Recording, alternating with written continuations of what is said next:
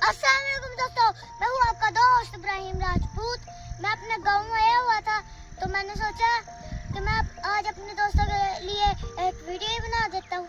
मेरे दोस्तों के साथ एक गिला है क्योंकि आप मेरी वीडियो को ना सब्सक्राइब नहीं करते और ना एक दूसरे के साथ शेयर करते। तो जल्दी से इस वीडियो को शेयर भी करना, लाइक भी करना और मेरे चैनल को सब्सक्राइब भी कर देना।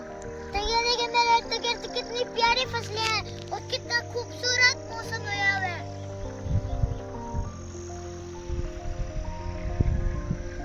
सबसे पहले मैं जाऊंगा अपने दादा और दादी की कब्र पे, कब्रिस्तान दुआएं मगफरत करने। तो अब वो हमारे दुनिया में नहीं है, जो नेक अमाल करेंगे ना वही उनकी बख्शिश का जरिया है।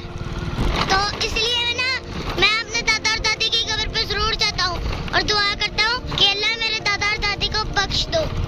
दोस्तों, जो लोग दुनिया से चले जाते हैं ना, उनका बख्शिश का जरिया सबसे बड़ा उनकी औलाद होती है। उनके लिए दुआएं मगफिरत करती है और नेक अमाल करती है और अल्लाह से उनके बख्शिश की दुआ करते हैं।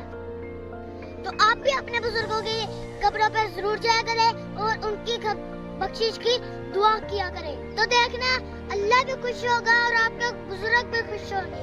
तो देखिए छोटे छोटे बच्चे ना अपने दादा और दादी की कब्र पे आते हैं तो कितना खूबसूरत माहौल होता है।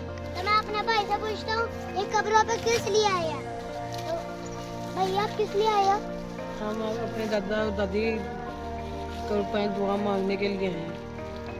माशाल्लाह, देखिए कितना प्यारा माहौल होता है गांव में। ये छोटे छोटे बच्चे भी अपने दादा और दादी की कब्र पे दुआएं मगफिरत करने आते हैं। तो दोस्तों, आज की वीडियो मेरी ये कैसी लगी आपको? अच्छी लगी हो तो कमेंट्स में जरूर बताइएगा। मेरे चैनल को सब्सक्राइब भी कर देना ताकि मेरी हर आने वाली वीडियो आप तक पहुंचती रहे। तो आज की वीडियो के लिए इतना ही, मिलते हैं अगली वीडियो।